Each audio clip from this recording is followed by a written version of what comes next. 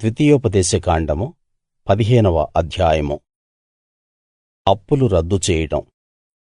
ప్రతి 7వ సంవత్సరం అంతంలో అప్పులన్నీ రద్దు చేయాలి. అది ఎలాగంటే, తన పొరుగువాడికి అప్పు ఇచ్చిన ప్రతివాడూ దాన్ని రద్దు చేసి వారిని విడిచిపెట్టాలి. అది యెహోవా ప్రకటించిన గడువు కాబట్టి అప్పు ఇచ్చినవాడు తన పొరుగువాడిపై లేక తన సోదరునిపై ఒత్తిడి తేకూడదు. ఇశ్రాయేలీయుడు కాని వ్యక్తిపై ఒత్తిడి తేవచ్చు, గాని మీ సోదరుని దగ్గర ఉన్న మీ సొమ్మును విడిచిపెట్టాలి.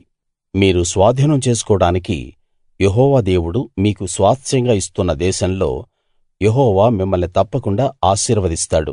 కాబట్టి ఈ రోజు నేను మీకు ఆదేశించే యెహోవా దేవుని ఆజ్ఞలన్నిటినీ జాగ్రత్తగా విని పాటిస్తే మీలో పేదవాళ్ళు ఉండనే ఉండరు. ఎందుకంటే ఆయన మీతో చెప్పినట్టు మిమ్మల్ని ఆశీర్వదిస్తాడు.